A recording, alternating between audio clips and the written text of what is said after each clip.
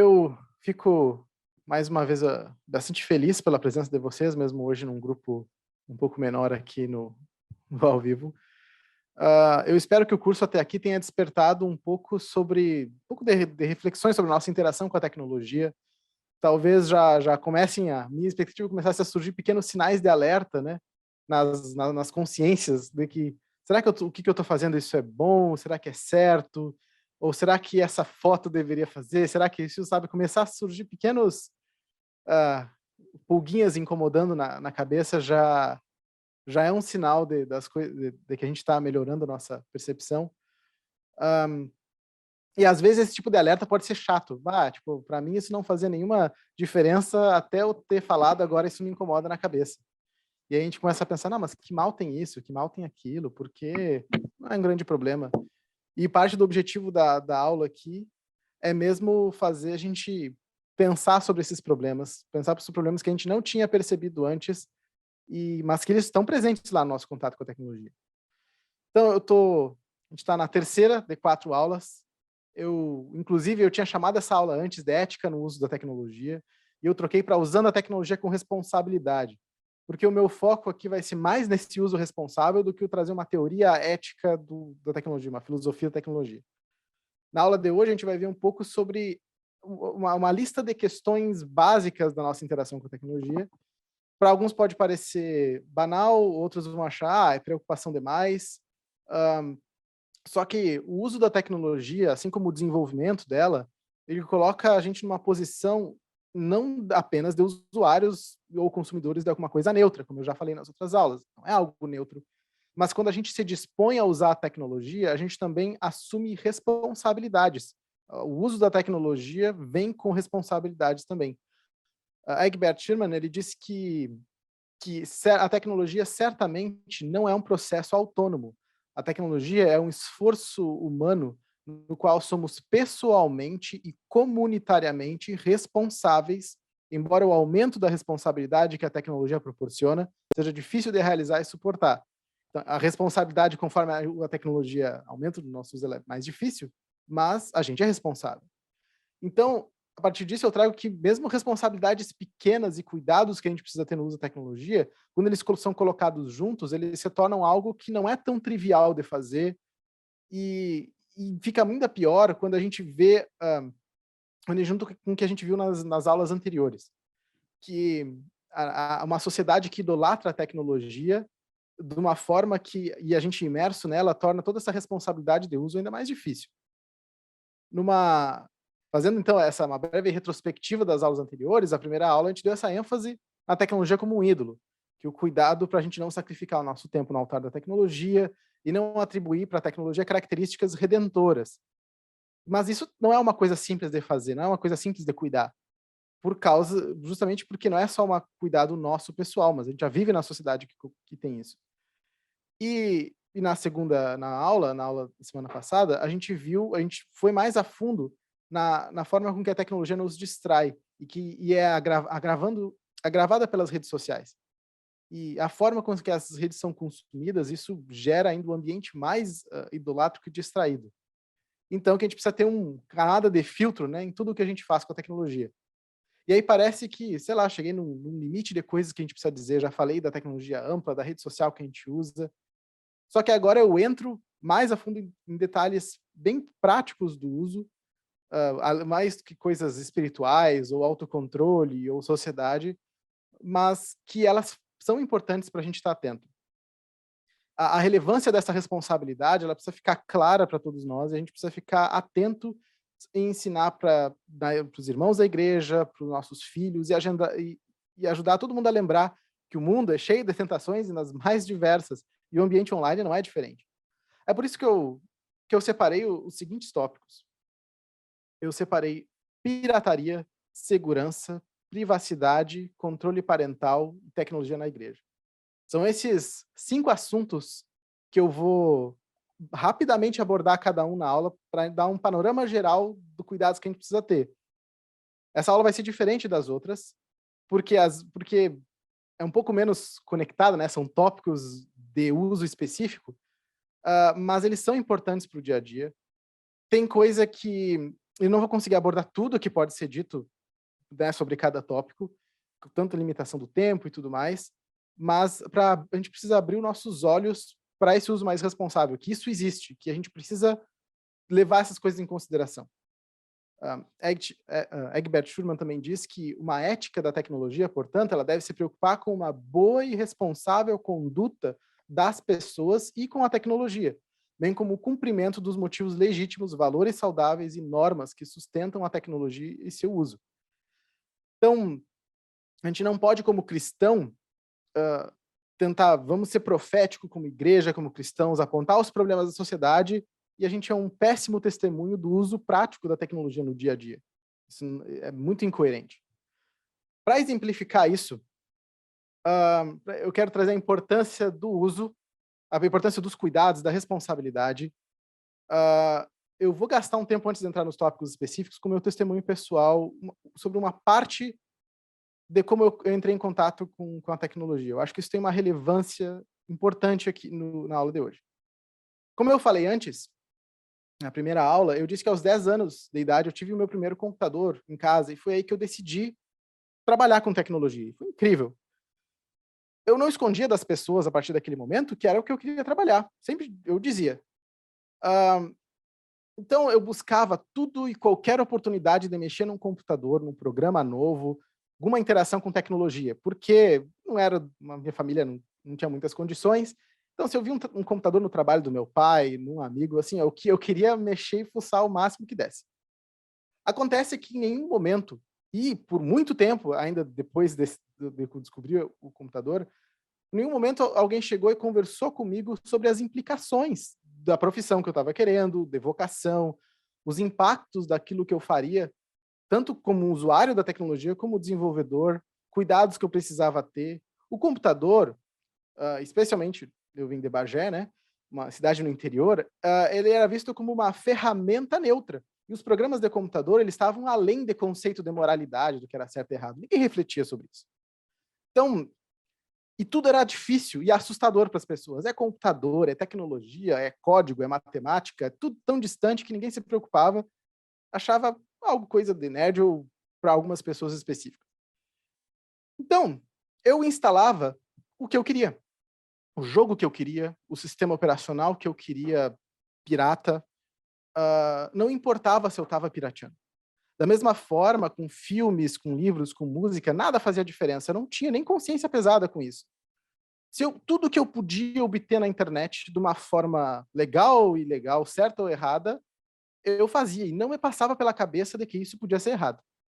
Nas raras vezes que eu pensei sobre isso, ou perguntei para alguém, mesmo dentro da igreja, as respostas eram algo tipo, eles cobram muito caro por isso, então a gente não tem como pagar, esse é o único jeito da gente conseguir usar.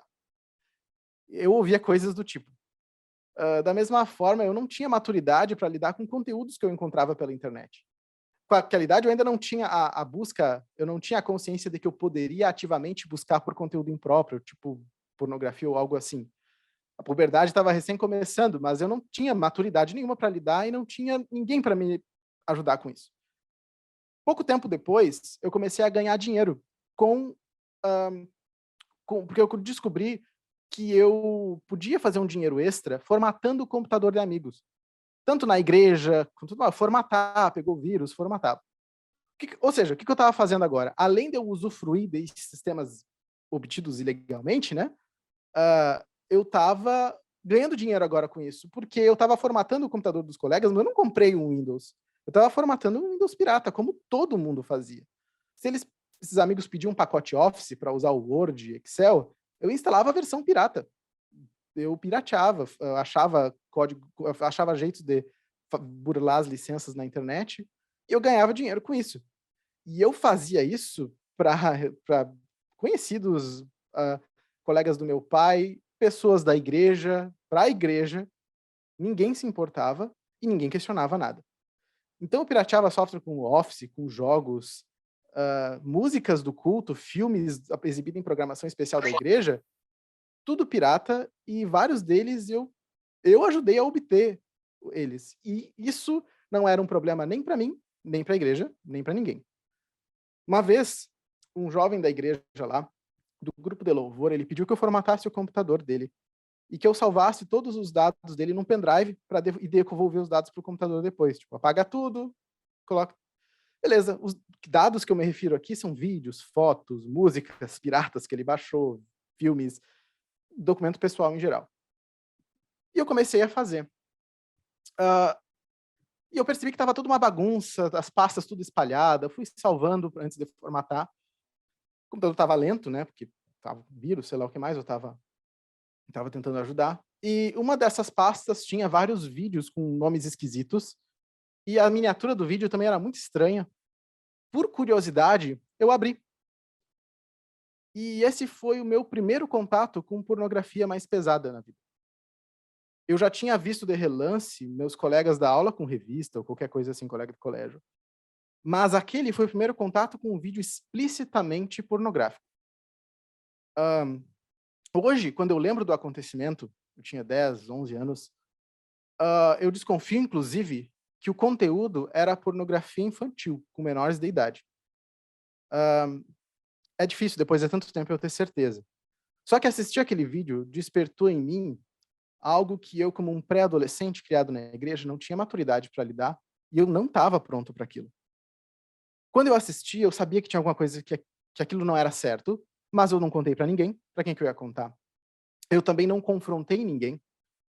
Só que dali em diante, para mim, já não era mais igual. E eu passei a minha adolescência e boa parte da juventude preso com vício com pornografia. E isso até hoje afeta a minha forma de usar a tecnologia, porque para mim estabeleceu limites de tolerância para determinados conteúdos muito antes do que as outras pessoas. Eu sou muito sensível a filmes com insinuação sexual, porque eu sei dos problemas que eu já tive e eu preciso evitar isso. Por exemplo, o filme que a gente estava mencionando, Oppenheimer, é um filme que eu sei que tem cenas sexuais que eu não vou ir no cinema assistir. Mesmo que seja um filme que eu gostaria de assistir. Aos 14 anos, eu comecei a trabalhar numa empresa de manutenção de computadores. Quase como um tipo de menor aprendiz. Lá, a pirataria rolava solta. Eu ajudei a desenvolver um código que automatizava a instalação do Windows pirata. E, assim como programas Office, CorelDRAW e jogos, eu criei um software que automatizava o piratear e formatar em massa computadores. Eram dezenas de computadores toda semana. A minha consciência continuava não pesando e eu achava que eu estava fazendo algo muito legal. Porque eu estava criando softwares, eu não via maldade no que não é que eu não soubesse que era legalmente errado, mas minha consciência não se sentia desconfortável. E não era algo escondido. Era aberto para todo mundo que sabia, todo mundo fazia, todas as empresas faziam assim. Ninguém comprava uma licença do Windows, ou nenhum cliente tinha uma licença do Windows para formatar. Se tu chegasse pedindo para formatar o teu computador na loja, e eles pedissem para ti qual é a tua licença do Windows original, e dissessem, não vou fazer se tu não tem, tu não ia ter cliente, a loja não ia existir. E eu continuava fazendo serviço por fora, para a igreja e para todo mundo, e a própria igreja levava os computadores e notebooks dela para fazer manutenção nessa loja, que todo mundo sabia que fazia pirata. Aos 16 anos, eu entrei na engenharia da computação, na faculdade. E eu consegui um estágio como programador. Nesse estágio, eu fui colocado para desenvolver sistemas para empresas em Bagé, onde eu não tinha experiência nem preocupação suficiente para lidar com a segurança e a privacidade dos dados das pessoas que usavam os sistemas que eu fazia. Então, e meus chefes também não tinham nenhuma preocupação. A gente usava os dados pessoais das pessoas de forma livre, CPF, endereço, do jeito que a gente queria, nem se preocupava com segurança. E para vocês terem noção que tipo de sistema que eu desenvolvia, era site de jornal grande, sistemas de controle de comanda e pedidos em restaurante, sabe? Tu vai no restaurante, tu emite tua nota, pega os teus pedidos, essas coisas. Sistemas de clubes de pádel, clube de esportes, coisas assim. A primeira vez que eu fui ouvir uma discussão sobre questões éticas no uso da tecnologia, sobre privacidade, coisas assim, foi na faculdade, entre colegas que uns achavam que tinha uma necessidade de cuidar isso, outros achavam que piratear era ok, outros achavam que tinha que abandonar o Windows e todo mundo ir para o Linux, outros vão dizer que não deveria existir propriedade privada e nem intelectual. E nota que várias dessas visões deles eram distorcidas, eram estranhas, até para o cristianismo, vem de visões políticas complicadas também. Mas foi a primeira vez que eu ouvi que poderia existir algum problema com isso. Foi por não cristãos. As primeiras pessoas que me levantaram a possibilidade de que eu precisava tomar algum cuidado com aquilo que eu fazia, como profissional e como usuário, foi não cristãos. E só aos 16 anos, porque eu entrei adiantado no colégio, eu entrei cedo na faculdade. Poderia ter sido muito mais tarde e ninguém das pessoas para quem eu trabalhava ou fazia os serviços lá, ninguém ia se importar. Aos 19, eu mudei para Porto Alegre e eu comecei a raciocinar essas questões, mas numa visão profissional.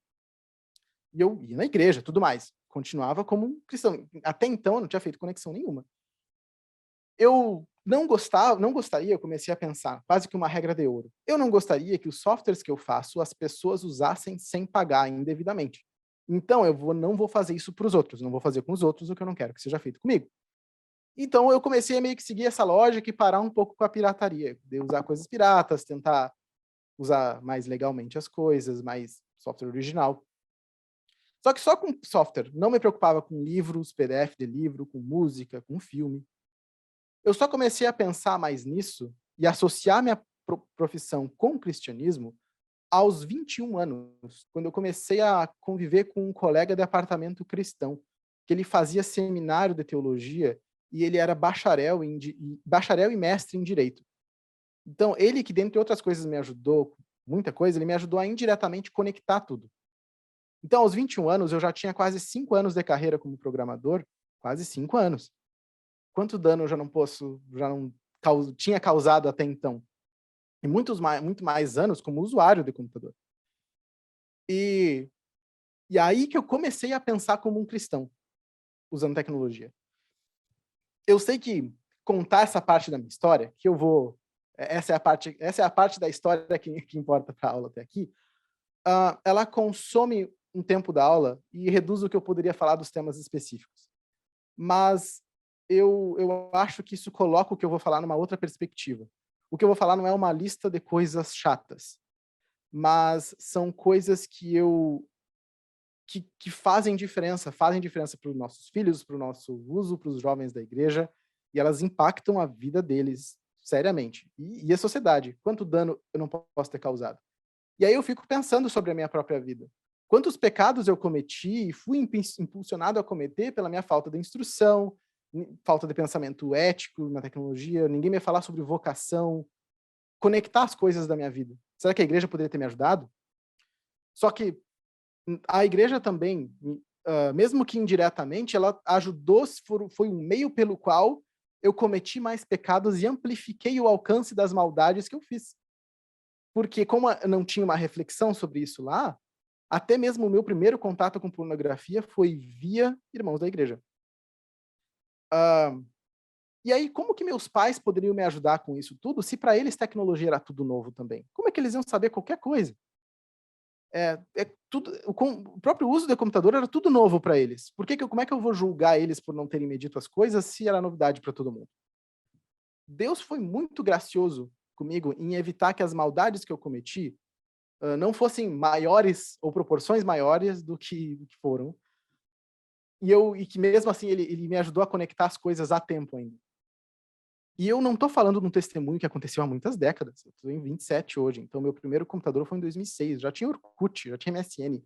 A internet não era tão nova. Quando eu me mudei para Porto Alegre era 2015. Então, eu não quero também culpar a igreja como se ela quisesse ativamente me fazer pecar, a igreja lá em Bagé. Só que a falta de reflexão ética, a falta de buscar conectar o cristianismo, o que a gente vê com a vida, com o que está acontecendo na cultura ali, e acompanhar os jovens com isso, e crianças, foi um instrumento de amplificar a maldade na minha vida, nesse sentido específico. A ausência de reflexão. Então, quando a igreja decide não pensar sobre isso, ela causa maldade também. Então, a gente escolhendo a ignorância através da reflexão, e ao invés de pensar sobre as coisas que estão borbulhando na sociedade, a gente tira conclusão fácil sobre tudo, conclusão rápida, tudo pensa rápido e conclusões precipitadas sobre tudo. A gente se torna um agente do mal, um agente de amplificação da maldade. A gente expõe nós, os jovens, as crianças, a mais tentações e pecados do que eles precisariam estar sendo expostos. E é nesse contexto do meu testemunho que eu entro nos tópicos do uso da tecnologia com responsabilidade, dos temas a pirataria, segurança, privacidade, controle parental e tecnologia na igreja. Vamos começar com a pirataria, que eu acho que ela fez bastante parte do testemunho aqui. Eu acho interessante começar por ela. E nos primeiros esboços da minha preparação da CIBD, ou upgrade, como a igreja aqui chama, a minha intenção era trazer um certo aprofundamento até jurídico no tema, explicar das leis do Brasil e tudo mais. Inclusive, eu fiz perguntas para advogados e assistência jurídica da empresa que eu trabalho, dicas como falar isso de uma forma mais tranquila das pessoas entenderem e tal. E ainda que isso faça parte do background da aula aqui, eu mudei a minha abordagem, decidi mudar. Porque enquanto eu refletia sobre a parte dessa aula de falar sobre pirataria, eu pensei que do ponto de vista cristão, o meu objetivo não é explorar ao máximo os limites legais para obter o máximo possível que eu posso do outro, mas agir em serviço a Deus, à igreja e ao próximo. Então, obviamente, infringir uma lei que envolve pirataria, direitos autorais, direitos intelectuais, é errado. Mas a mera desconfiança eu conheço tudo legalmente, mas talvez isso seja errado, deveria ser o suficiente para nos refrear. Porque a própria desconfiança de que eu posso estar onerando alguém, mesmo sendo legal ou não. Da mesma forma, na semana passada, eu falei sobre fake news, dizendo que a própria possibilidade de eu arriscar compartilhar uma mentira já pode ser pecado. Se eu não tenho certeza se é verdade ou não e compartilho mesmo assim, eu estou decidindo arriscar compartilhar uma mentira. Isso já seria errado. Então, da mesma forma, se eu arrisco cometer um erro ou pirataria ou algo assim, mesmo sem saber bem como funciona, já seria motivo suficiente porque eu deveria parar e pensar. E eu ressalto esse ponto porque o que é a pirataria se ela não fosse a obtenção indevida de algo que não me pertence? Utilizar um software sem pagar, procurar um PDF de um livro online, assistir um filme pirata, onde eu tenho a opção de comprar ou alugar o filme, teria formas disso, e eu decido obter de uma forma onde eu tenho a vantagem na transação e não faço o devido pagamento. Isso confronta diretamente ao 8º mandamento lá dos 10 mandamentos. Não furtarás. A gente está se apropriando algo do que a gente não tem o direito de se apropriar. Em alguns casos, buscar minúcias legais para diferenciar quem consome pirataria de quem disponibiliza, de quem ganha dinheiro, se torna uma forma de eu justificar o meu desejo de obter uma vantagem ilícita, escondido sobre alguma justificação legal, alguma proteção legal. Sobre essa relação com a pirataria, relação com a lei, Derek Sherman diz que, embora cópias digitais possam ser baixadas e copiadas com facilidade, a propriedade intelectual ainda vigora. As leis de propriedade intelectual destinam-se a proteger os criadores de conteúdo, como música, livro, software e filmes, para que possam ser compensados por seu trabalho. Embora a propriedade intelectual seja diferente da propriedade física, o mandamento não furtarás ainda se aplica. O conteúdo digital é protegido por lei, e os cristãos precisam respeitar as autoridades governamentais quando se trata de leis de propriedade intelectual. Então, no sentido, a gente começa, a gente tem que obedecer à lei e o governo. Só que eu entendo que a gente deveria ir um pouquinho mais além do que simplesmente obedecer à lei quando eu penso por pirataria. Eu fiz aqui a conexão com o 8º mandamento do não furtarás, e uma coisa que eu aprecio muito é a tradição reformada e puritana, ela vê a lei de uma forma muito interessante, especialmente os 10 mandamentos. Eu não vou entrar aqui numa grande discussão sobre o papel da lei do Antigo Testamento para a igreja e tudo mais, mas na tradição reformada, a lei revela também o caráter de Deus, que é expressado através da lei que é dada para aquela cultura lá no povo de Israel. Então, revela não só a lei específica, mas também quem Deus é. Quando eu vejo dessa forma, os mandamentos, os 10 mandamentos, por exemplo, eu tenho que ler ele sempre em 2 vias. Ou seja, vamos pegar o mandamento de não matarás, por exemplo. Ele é expresso na via negativa, não assassine ninguém. Só que os reformados vão afirmar que há um sentido positivo nessa lei. de que a gente precisa buscar ativamente, proativamente, proteger e valorizar a vida do próximo. Então não é só não matar, mas é valorizar a vida do outro. A gente vê isso nas leis que vêm subsequentes no Antigo Testamento, como a ordem de colocar um parapeito no telhado, para evitar que alguém caísse. E se tu constrói uma casa, não põe o parapeito e alguém cai, lá na lei do Antigo Testamento dizia que a pessoa que não pôr, o dono da casa que decidiu não pôr o parapeito, é responsável de sangue, ou seja, ele é responsável como se tivesse matado. Ele feriu o mandamento não matarás por ser negligente quanto a proteger a vida do próximo. Então, como é que eu olho para o mandamento não furtarás dessa via perspectiva? O que ele me diz não só na via do que eu não devo fazer, mas numa via ativa daquilo que eu devo fazer? Seria, então, eu buscar proteger e cuidar e se preocupar com aquilo que é do outro. Por exemplo, se eu pego um carro de alguém emprestado e não cuido, arranho e qualquer coisa, e simplesmente não me preocupo com isso e devolvo o carro, eu estou indo contra esse mandamento, porque eu não me preocupei com aquilo que não é meu. Ah, Charles Spurgeon, ele compila um catecismo e ele diz que no 8º mandamento proíbe tudo que danifica ou possa injustamente danificar as posses do próximo. Então, nota que é o possa danificar. Isso denota um cuidado ativo, não é só não roubar.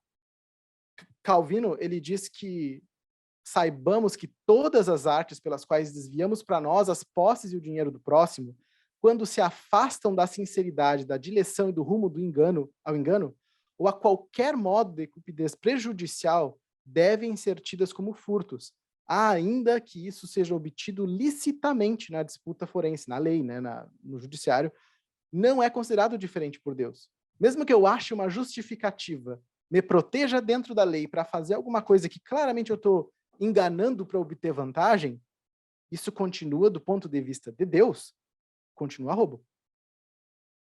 Ele diz que obedecer a esse mandamento seria, então, tanto por conselhos, obras, fielmente ajudar o próximo a manter o que é seu. Então, diante dessa forma de ver a lei, eu não posso reduzir obedecer ao Evangelho e obedecer à Bíblia simplesmente a fazer o mínimo.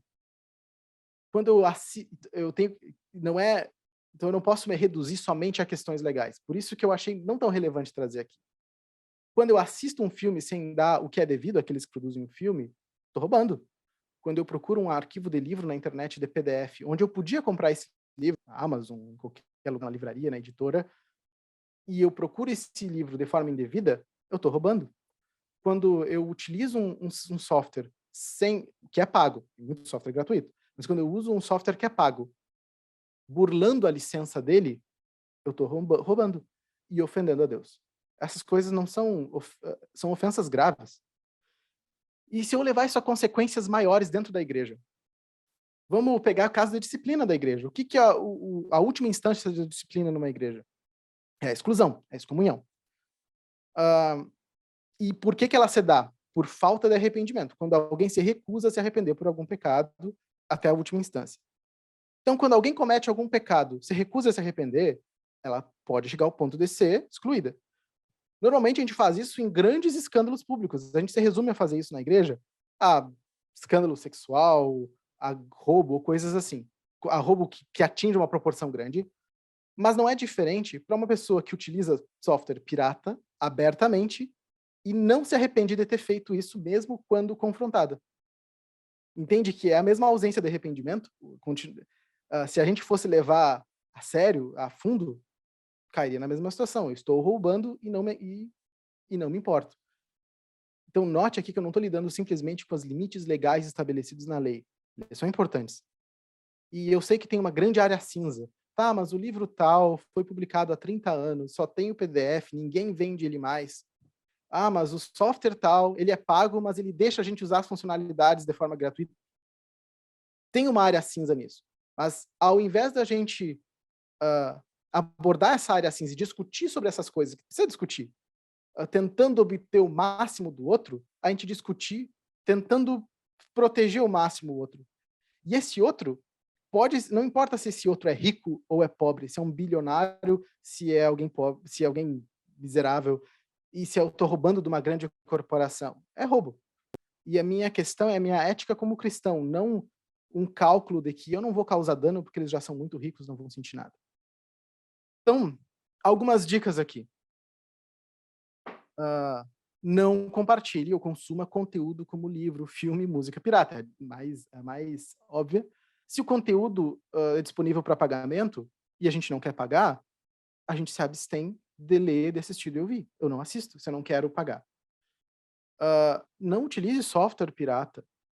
E cuidado para onde a gente manda nossos computadores para manutenção, porque às vezes eles podem usar. Se a gente não tem condição de pagar por um determinado software, então a gente não usa. Se para a maioria das coisas tem alguma alternativa gratuita. E hoje tem formas mais tranquilas de pagar também, por assinatura mensal e coisas assim.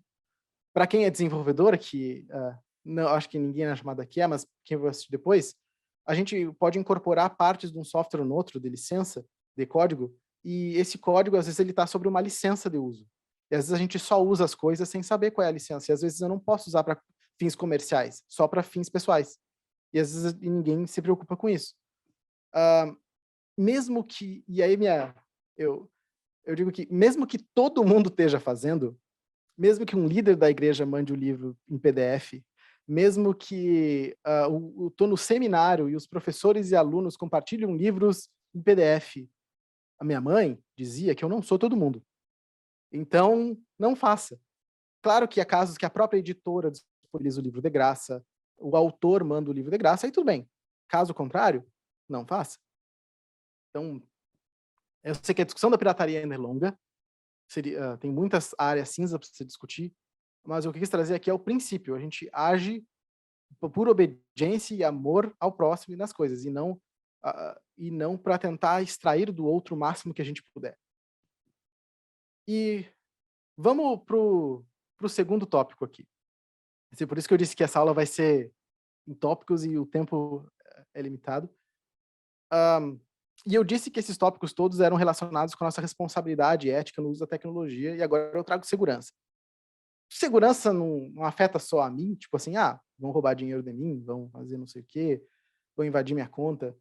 Então, não seria uma preocupação mais pessoal? A responsabilidade só eu seria afetado. E eu começo dizendo que não. A nossa segurança online, ou com grandes poderes vem grandes responsabilidades, ela não afeta só a gente. Quando eu não tomo cuidado de agir de forma segura online, eu exponho as pessoas que estão na minha volta, que nem no trânsito. As pessoas que convivem comigo na própria rede, né, estão no meu círculo, quando eu não vou tomar atitudes seguras, eu coloco em risco as pessoas que estão na volta. Casos de golpe, muitas vezes o golpe é explorando a ganância das pessoas. E aí isso junta também com a própria pirataria, né? Tipo assim, todo mundo tem o seu errado ali. As pessoas que produzem a pirataria, as pessoas que consomem, mas também aqui tem no caso do golpe, muitas vezes os golpistas exploram a vontade de ganhar dinheiro fácil das pessoas para aplicar o golpe. Então, sabe, a maldade sendo explorada para gerar mais maldade. E a gente precisa zelar pelos recursos que Deus nos dá. Então, eu tentando ser mais objetivo, eu vou trazer 2 listas de dicas de segurança, tá? Uma sobre dicas de segurança digital mesmo, e outra sobre comportamentos que a gente deveria ter no nosso uso da tecnologia para uma ação mais segura. Eu não espero que todo mundo lembre ou decore tudo, eu vou mandar, vai ter nos slides aqui, eu deixei todos eles nos slides, e eu fico aberto para me procurarem durante as semanas, se quiserem ajuda para fazer essas coisas aqui. Mas o meu propósito é mostrar a existência de que a gente precisa ser mais atento à segurança e que existem atitudes práticas a serem feitas. Então, algumas são mais óbvias, né? Tenha senhas em tudo no celular. Se tu tem um relógio digital, tenha senha. Tenha senhas em tudo. Evite aquelas senhas de padrão, de desenho. Tenha senhas mesmo. E se uma senha boa, né? Tipo, não use data de aniversário, número de telefone, o nome, Use senhas melhores, de preferência que combinem números e letras e coisas assim. Mas tenha senhas em tudo que tu tem. E troque elas periodicamente. Tipo, todo mês, a cada 2 meses, troque. Eu sei que é difícil, tem até softwares que salvam como cofres de senha, para te não precisar ter que lembrar todas, mas não mantenha as tuas senhas, a mesma senha, e não compartilhe, por exemplo, a senha do banco é a mesma que eu logo na rede social. Não tem a mesma senha para as coisas. E use um negócio que podem me chamar depois para eu explicar, mas é a autenticação em 2 etapas que quase todos os aplicativos de banco, aplicativos de rede social, todos eles têm. Que é basicamente, tu tem a tua senha e o aplicativo depois ele te dá alguma forma de gerar um código aleatório que além da senha tem esse código aleatório, que é sincronizado só de uma forma única no teu dispositivo. Então mesmo que alguém consiga a tua senha, se a pessoa não consegue gerar esse código, ela não consegue acessar a tua conta. É uma autenticação que como se tivesse 2 camadas, 2 etapas para ser autenticado. Então, isso é bem importante, eu sei que gera complexidade para adicionar, mas faz diferença, viu? Isso dificulta mesmo o quanto o acesso das pessoas às tuas contas. Uma outra coisa é que os celulares têm funções de bloqueio do aplicativo. Porque uma coisa que tem acontecido, muita gente, por exemplo, está no restaurante ou num lugar usando o celular desbloqueado. Aí alguém vai lá e rouba o celular da pessoa, desbloqueado, e aí acessa Nubank, faz transferência, acessa banco, acessa não sei o quê. Porque roubou desbloqueado, está desbloqueado. Só que tem funcionalidades de senha no aplicativo, onde tu diz assim, beleza, eu desbloqueei meu celular, mas toda vez que eu abrir esse aplicativo, ele vai pedir a senha do celular de novo. Então, mesmo que alguém tire o celular da minha mão desbloqueado, a pessoa não conseguiria abrir o aplicativo de e-mail, de rede social, de nada. E isso adiciona uma camada de segurança, porque mesmo que a pessoa vá conseguir burlar, a pessoa que roubou, te dá mais tempo até tu conseguir remotamente apagar tudo do celular, avisar a operadora, cancelar cartão. Tu ganha tempo. Então, use esse tipo de coisa. Use sempre cartão virtual. Quando, sabe, os aplicativos de banco, eles todos oferecem a possibilidade, em vez de quando vai fazer uma compra online, ao invés de tu simplesmente pegar o cartão físico que está aqui, ler o dígito e digitar lá na compra, não, os aplicativos de celular, eles geram um cartão virtual, que tu usa aquele número do cartão virtual e tu pode ir lá e gerar de novo, sabe, atualiza o número. Então tu usou naquele site, atualiza o número dele e aquele cartão não vale mais, ele valeu só para aquela vez. Isso evita com que o site vai vazar teus informações de cartão e teu cartão seja começa a sair compras que não deveria no teu cartão. E assim, mesmo que saia compra que não deveria, quando é uma informação de um cartão virtual, a primeira compra pode acabar sendo aprovada, mas o próprio banco descobre que é fraude mais rápido. Então a questão não é se acontecer, mas quando acontecer, a forma com que tu resolve é mais rápida se tu usar cartão virtual. E o básico também, nunca clique em link desconhecido, seja por SMS, por e-mail, WhatsApp, não. O máximo possível, não clique em links que ninguém te mandar. De preferência, evite o máximo possível.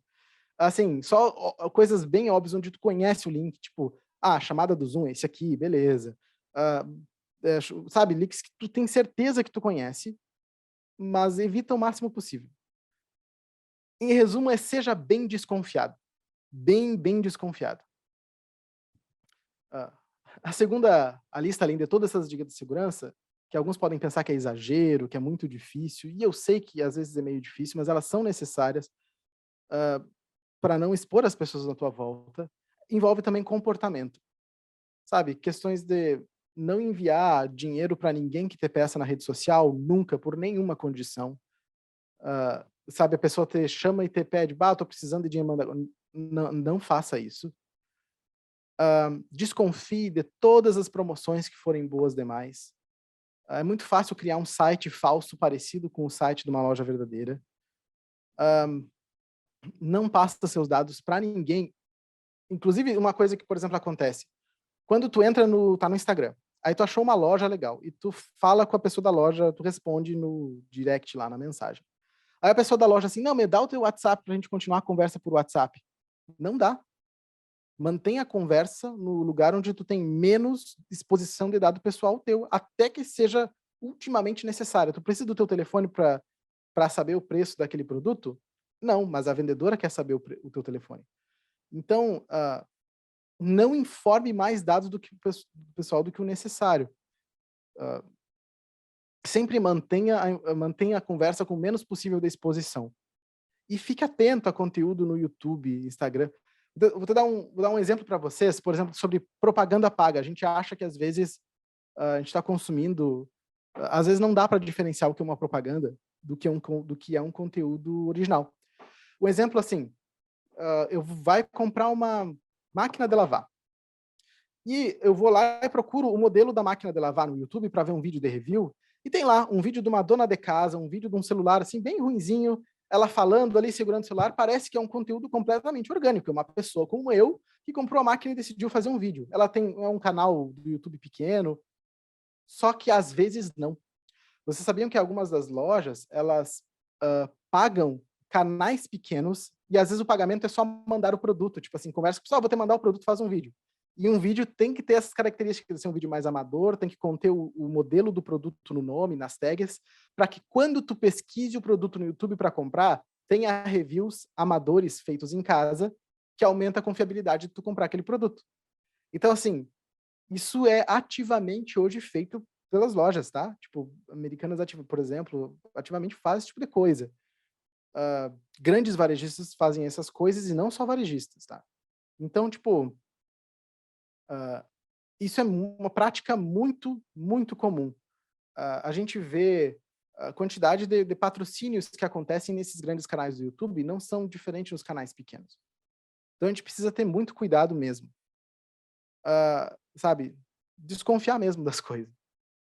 E algumas dessas coisas de segurança envolvem o próximo tema, que é privacidade. Que o uso comum da tecnologia, que envolve a internet, né, e tudo mais, privacidade é um tema muito urgente e às vezes delicado de lidar. Eu quase mencionei privacidade na primeira aula sobre idolatria, porque a privacidade seria um tipo de sacrifício feito no altar da tecnologia num nível social. Sabe, a gente sacrifica a nossa própria privacidade no altar da tecnologia em troca de algum benefício. Só que eu não falo de tipo assim, eu preciso do meu calendário online, então eu preciso colocar meus eventos lá. Eu falo num sentido social, onde as pessoas que decidem não se expor e não ter a sua privacidade violada, elas acabam num tipo de isolamento ou exclusão social, porque elas não vão participar daquela comunidade, porque elas se recusam a sacrificar a própria privacidade, então elas têm uma dificuldade maior de acesso às coisas do mundo, ou se é uma pessoa pública. Porque tem casos que é uma pessoa, a pessoa é pública, mas ela não quer expor a própria privacidade, não quer ficar dando opinião sobre tudo, e as pessoas são julgadas pela própria decisão de não falar sobre, sei lá, tem determinado assunto acontecendo polêmico, e a pessoa simplesmente não fala. E ela é julgada por não ter se pronunciado. E é como se a gente perde certos direitos de privacidade. Claro, tem limites, porque, digamos, sei lá, um governante, ele tem o seu direito à privacidade reduzido quando ele se torna governante, mas, sabe, a gente vive num caso onde se tu decide não se expor, tu pode ter um tipo de exclusão social. Nesse caso, viraria uma situação idólatra, sabe? Onde tu é obrigado, ou tu existe um ambiente onde tu precisaria sacrificar a tua privacidade. Só que, além dessa entrega dos dados pessoais a corporações, a governo e tudo mais, a gente também acaba entregando muito mais do que precisaria também. Nas redes sociais, a gente se expõe demais. Eu vou focar aqui, eu vou trazer essa questão da privacidade, fica mais focado na rede social, e eu vou focar em atitudes pessoais nossas aqui que podem, porque privacidade daria uma aula inteira, então são atitudes pessoais de privacidade que a gente poderia tomar, cuidados que a gente poderia tomar com a nossa própria privacidade, mas lembrando que é um assunto muito delicado e muito grande. Então, algumas coisas simples. Mantenha suas redes fechadas, privado. Configura a privacidade no Instagram, no Facebook, só amigos para ver a tua publicação. E tenha o maior controle possível das pessoas que te seguem e veem aquilo que tu posta. Tenha bem claro que o quanto tu tá se expondo ali. Caso tu seja uma pessoa pública ou queira fazer um Instagram para o trabalho, tenha dois, um profissional, um pessoal, e no profissional exponha o mínimo necessário para o profissional. E isso vale para a segurança, não só para ti, para a segurança e privacidade das pessoas da tua volta. Pensa assim, eu já dei o exemplo do culto, do stories postado no culto. Tu tem lá um perfil público no Instagram, e uma outra pessoa tá lá orando. Ou o Sami, por exemplo, durante o culto, vai lá e pede para as pessoas levantarem por algum motivo, ou se ajoelharem, ou qualquer coisa assim. E aí tu tá lá na frente, vai, tira uma selfie no culto, tira alguma coisa, faz um stories daquilo, pega as pessoas que estão em pé. Ou expõe as pessoas que estão ali, expõe o rosto das pessoas, expõe qualquer coisa ali. E tu posta na tua rede. E a tua rede é pública. Ou não é pública, mas tu não tem controle dos teus seguidores, tu tem muitos seguidores, tu nem sabe quem é que tá vendo aquilo ali. Tu tá violando as pessoas da tua volta, porque aquela pessoa que tá ali, ela tá se expondo no ambiente da igreja, quando ela fica em pé, ou quando ela tá orando, cantando, ou qualquer coisa assim. Mas ela não escolheu se expor para todos os teus seguidores, ou publicamente na tua conta do Instagram, ou qualquer outra conta. Então, a gente precisa ter esse cuidado, sabe? O quanto a gente se expõe, a gente expõe todos aqueles que aparecem nos nossos perfis. A gente força todo mundo, às vezes, a participar de uma exposição que a gente definiu. Então, tenha o controle de quem são os seguidores, evite fotos marcando a localização, sabe? Tipo, tira uma foto agora, posto ela agora dizendo onde é que eu tô. Esse é o tipo de coisa, evita fazer. Especialmente o perfil público, tudo agrava. Cuidado com foto de filho, de crianças, porque tem muito material infantil público na internet é usado de formas bem sórdidas, tá? Então, evite exposição de criança, até porque a criança não tá escolhendo ali o quanto ela quer ser exposta, sabe? Evite. Tipo assim, não quer dizer que não tire fotos do filho. Pode tirar, mas aí tu tem que ter um controle de quem tá te seguindo, quem tá vendo aquilo. Evite dados pessoais, até mesmo em formulário físico. Uma vez eu estava no mercado e eu não me lembro nem se, não era o Bistec, eu não lembro. Era um mercado que tinha um sorteio.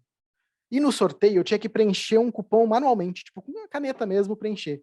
No cupom pedia meu nome, 2 telefones, endereço, CPF e RG. No cupom. E eu, estranho, né? Quanto dado? E era do próprio mercado. E era para eu pegar aquele dado, pegar aquele cupom e colocar numa urna grande que tinha de vidro. Vidro, transparente. Então, os dados dos outros, eu conseguia ler eu conseguia ler o dos outros que estavam ali dentro. Isso é o tipo de coisa, mesmo fisicamente, né, sabe, no modo analógico. Cuidado, não expõe seus dados assim. Não participa de um sorteio onde teus dados vão ficar expostos assim. É impossível a gente se privar completamente, se esconder completamente na internet, mas também a gente não, mas a gente também não precisa agravar a situação. Então, cuide até. Um outro exemplo, a minha esposa um dia foi marcar a manicure de ir lá. Ela queria ir no local, ela só foi agendar. E no agendamento pediram vários dados, inclusive endereço dela e tudo mais. Qual é a relevância do endereço dela para ela agendar uma manicure onde ela ia lá? Aí ela se recusou a dar tantos dados. E a pessoa do agendamento não conseguia fazer o agendamento no sistema porque o sistema não deixava ser preenchido sem dados. Então, ela acabou anotando no papel algo assim.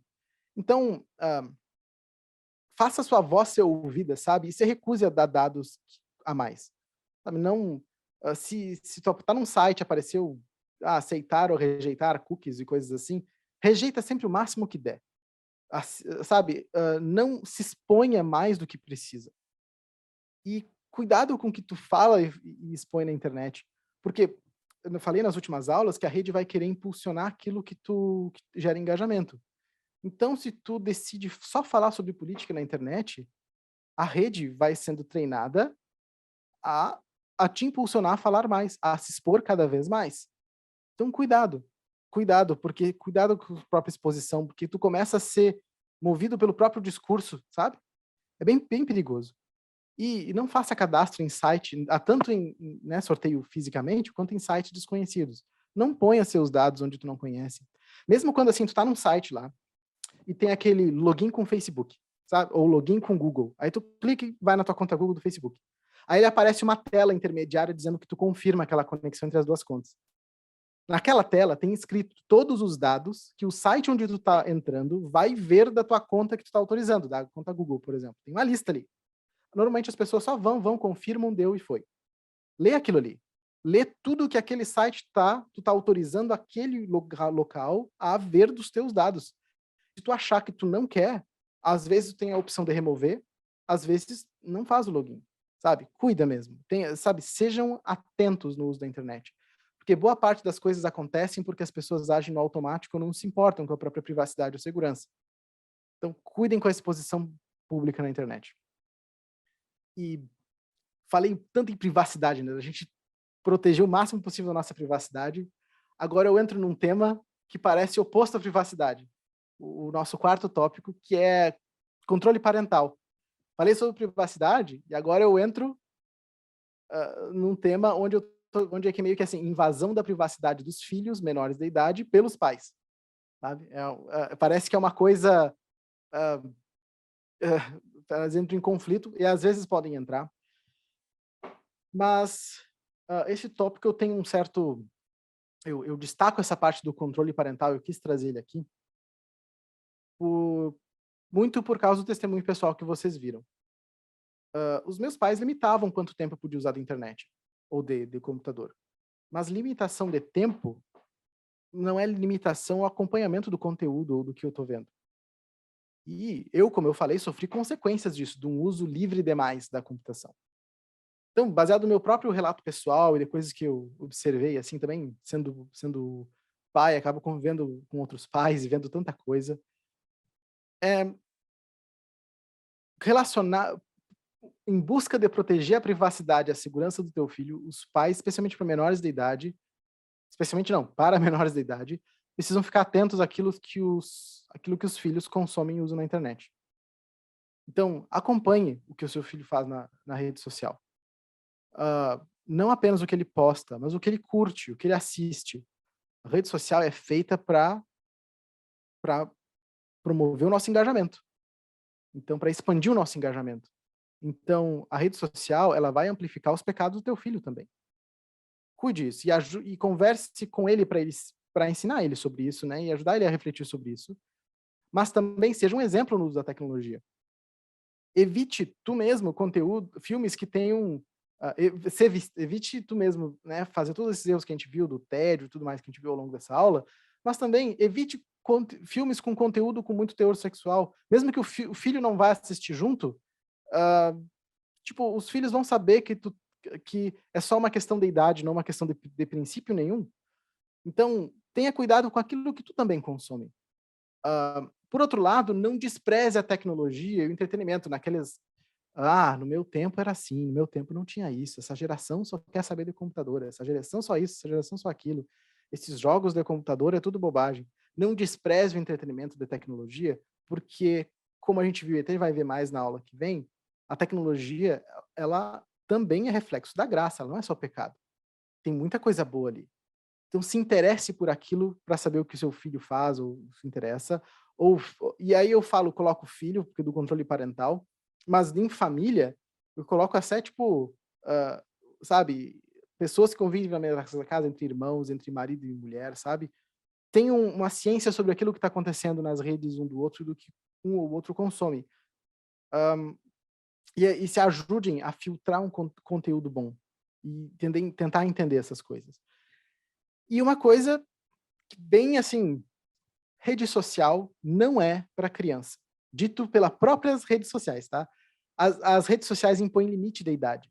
Facebook e Instagram, elas têm idade mínima de 13 anos. TikTok é 13, mas eles indicam 14. Deixar uma criança usar a rede antes disso, mesmo na conta dos pais, é expor a criança num ambiente que a rede social não recomenda que tu exponha. Rede social não é para criança.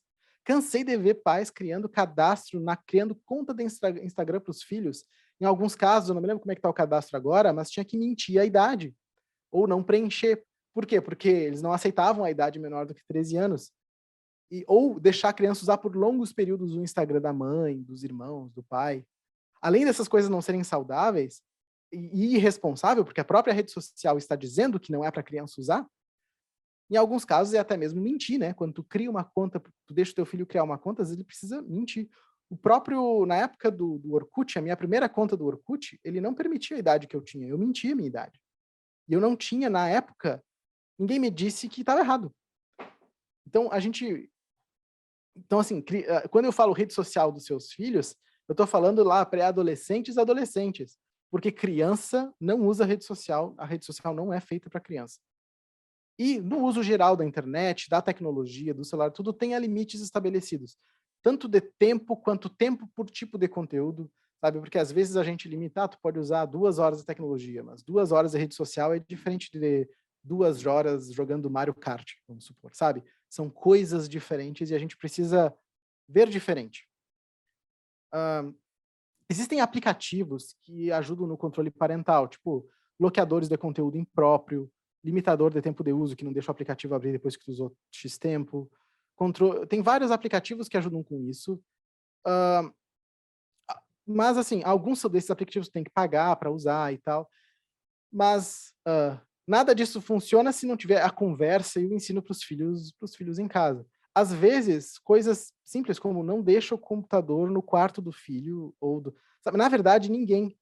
Não fique sozinho no computador, não fique sozinho, sabe, por muito tempo durante a noite ou coisas assim, no computador. Dificilmente tu vai estar fazendo alguma coisa boa, sabe? Tipo, se tu deixa a tua tela do computador o celular é mais difícil de esconder, né? Mas mais difícil de público, mas tá usando o computador ou coisa assim, use de uma forma que as pessoas da tua casa consigam passar e ver a tua tela. Especialmente se tu tem alguma dificuldade com não só com conteúdo impróprio, com postagens sobre fake news, política, qualquer coisa assim, de uma forma que se alguém passar por ali, a pessoa vê. Porque isso serve como um filtro muito interessante. Porque quando a gente está sozinho, achando que ninguém vai ver, Deus está vendo. Mas a gente achando que ninguém vai ver, a gente pode fazer mais bobagens do que se a gente organiza o nosso uso de um jeito um pouco mais público. Claro que eu mesmo tenho meu escritório, minha tela fica para fora, qualquer um pode entrar aqui, mas ao mesmo tempo eu tenho que trabalhar, eu fecho a porta. Então eu sei que cada um tem os seus contextos, mas tente criar ambientes onde essas coisas aconteçam assim. Um bom uso da internet deve ser uma preocupação da família toda. E eu chego no último tópico aqui. Eu sei que, até aqui eu posso parecer que eu estou correndo um pouco, em parte sim, são muitos temas, vocês viram que bastante coisa. Mas eu quero dar essa última ênfase aqui nas redes sociais na igreja, porque hoje faz parte da nossa liturgia, faz parte da pregação, do evangelismo, a comunhão, até a arquitetura interna dos prédios de culto são moldadas pela cultura tecnológica. Derek Sherman, ele diz que o uso da tecnologia deve aumentar a participação das pessoas, né, na igreja, em vez de transformar a congregação numa audiência de espectadores. Então, quando eu olho para a tecnologia na igreja, assim como, né, sabe, essas coisas elas se sobrepõem de todos os temas que eu falei, mas ela aumenta a participação e melhora a comunhão das pessoas na igreja. Mas se ela transforma a comunhão da igreja, o culto, especialmente as liturgias, numa relação de assistir e apresentar, e ela aumenta a distância entre o palco e a plateia, vamos dizer assim, cria essa relação de palco e plateia ao invés de comunhão, então talvez a tecnologia está passando o limite. E esse é o cuidado que a gente precisa ter. E aí eu trago alguns cuidados, algumas provocações envolvendo a tecnologia na igreja. E nota que o que eu for falando aqui, se tu vai levando nos aspectos, tu consegue levar para a família também, tu consegue aplicar essas coisas que eu falo na igreja em outros âmbitos também. Mas, por exemplo, o virtual não substitui o presencial, e eu não falo disso com uma sensação de estar junto, ou qualquer coisa assim, mas eu falo teologicamente. A Bíblia, ela valoriza a vida no corpo. A Bíblia valoriza as coisas materiais, terrenas e uma comunhão presencial. Uma das primeiras heresias que o cristianismo enfrentou foi o gnosticismo, que, entre outras coisas, ele dizia que o mundo material inferior ao mundo espiritual, e que então a gente precisaria se libertar do nosso corpo, que o nosso corpo é um tipo de prisão. Então, que a matéria em si, ela é má por si mesma, não por pecado ou qualquer coisa assim. E não é o que a gente vê na Bíblia. O novo céu e a nova terra são físicos nesse mundo. Claro, refeito, né? Mas é um mundo físico. O futuro é a ressurreição. Nós em corpo, novamente, com Cristo, em corpo, reinando aqui. A gente é ser que a nossa plenitude existencial é em corpo, é na carne. A nossa plenitude lá, tanto no Éden, quanto no final, quando Cristo volta e reina, é no corpo. Essa é a nossa plenitude existencial. A plenitude não é quando a gente só morre e vai para o céu. A gente vai estar na graça com Deus. Mas o fim mesmo, acontece na ressurreição e que a gente está corporalmente de volta. Então, a igreja não pode tratar como se essa parte da comunhão, corpo presencial, ela não fosse importante. As ferramentas virtuais são úteis, mas não pode ser o meio pelo qual acontece toda a comunhão da igreja. E a tecnologia, ela pode ser uma aliada e uma intrusa na liturgia do culto. Equipamento de som, slide, filmagem, luz, tantas coisas, elas têm auxílios incríveis, mas também elas podem virar distração. Se o slide chama atenção demais para si na pregação, o louvor muda, ao invés de ser um cantar uns aos outros, vira um assistir o louvor, porque às vezes às vezes tu não escuta as outras pessoas cantando, isso pode ser um problema. Às vezes se torna uma apresentação e até, tipo assim, a qualidade técnica do material e da banda começa a se tornar tão necessária que sabe, se não tá perfeito, o louvor não acontece direito, porque começa a depender da qualidade técnica. Formas, por exemplo, onde pode atrapalhar a liturgia é aquela exposição, né, que eu falei durante a pregação, que eu já mencionei algumas vezes, porque um culto, outra forma que a liturgia pode ser afetada negativamente é quando por exemplo, a gente começa a usar a lógica das redes sociais no culto. Eu começo a ajustar o meu culto da igreja, de acordo com a lógica do engajamento. Então, o que eu vou fazer? Aquelas igrejas que obtiverem mais engajamento vão ser as igrejas que eu conheço, que tem mais engajamento em rede social ou de qualquer outro jeito. Vai ser o modelo de imitar o comportamento. Eu vou imitar o comportamento da rede, da igreja, que aprendeu a obter mais engajamento, tanto presencial quanto... Eu imito aquilo ali. Então, eu imito a estética daquela igreja, eu imito tudo para tentar replicar o engajamento que aquela rede consegue.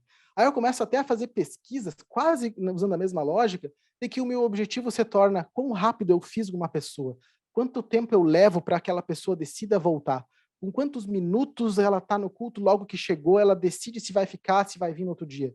Sabe? Por quê? Porque o teu objetivo se torna o engajamento da pessoa voltar. Pode ser útil, mas pode também se tornar uma casca com o propósito do evangelho, mas no final das contas, é um tipo de espetáculo baseado na lógica das redes sociais.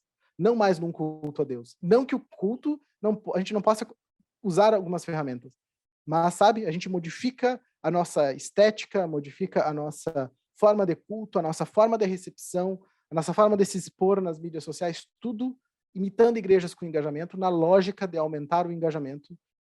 E, sabe, isso pode se tornar problemático. Não são coisas ruins em si mesma, mas, né, podem ser problemáticas. E Tony Heinck disse que... Estou quase terminando. Eu sei que o tempo tá... o uso de habilidosos espetáculos numa igreja é válido apenas na medida em que ela compreende e celebra o conteúdo do espetáculo invisível do Cristo crucificado, sepultado, ressurreto e assunto aos céus. Se o esplendor de Cristo não está no centro, então os espetáculos de atração, apesar de bem intencionados, reduzem a igreja a mais um show de segunda categoria para atrair o olhar desinteressado dos caçadores de entretenimento. E, por fim, com relação à igreja, eu trago, né, que a gente tem que dar tudo isso que eu falei aqui, um bom testemunho no uso. Como eu falei no início, se a gente quer falar sobre ser profético com relação à tecnologia e tudo mais, mas a igreja só usa software pirata. A igreja, sabe? A gente falha no mais básico. nossos adolescentes estão todos viciados em pornografia, sabe? Que tipo de voz profética a gente tem para fora se a gente se comporta exatamente como todo mundo? Então, então a gente precisa pensar na tecnologia na igreja, mas todos esses tópicos que eu falei aqui são importantes, tanto individualmente como algo a ser pensado na igreja. E todas as aulas, eu colocando essa pergunta. E agora, como viveremos? Nessa aula, eu tentando me colocar na posição de ouvinte, né? Alguém que vai ouvir essa aula. E, ao mesmo tempo, ela é a que mais toca nas coisas do dia a dia. Ela é a mais cheia de informação diversa. Ela é cheia de coisa, sabe? Porque toda essa parte de contato, como a gente só tem 4 aulas, ficou denso aqui.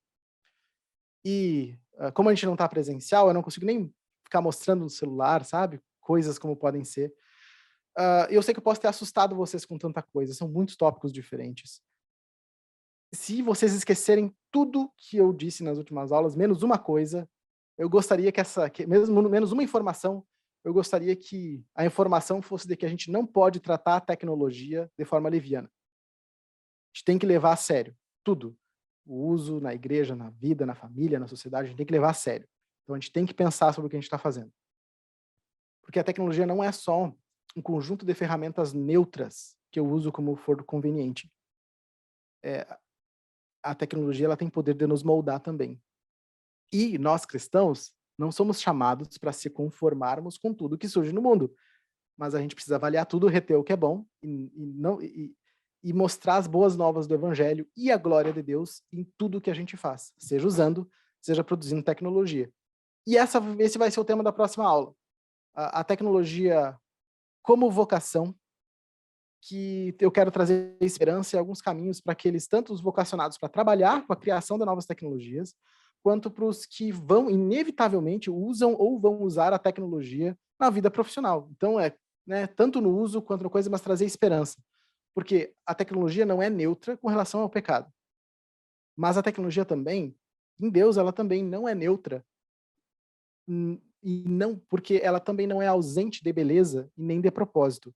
Assim como ela é afetada pelo pecado, a beleza de Deus é expressa nela através da imagem dele em nós, que a gente produz a tecnologia e usa, e ela não é ausente de propósito, porque Deus tem um propósito para todas as coisas que estão aqui. Então a própria tecnologia tem um propósito. Então eu espero vocês lá, e eu fico aberto para dúvidas do que foi falado hoje, se quiser fazer alguma discussão. Pode falar agora, pode me chamar durante a semana, quiser implementar alguma coisa. Eu sei que foi muita coisa. E obrigado.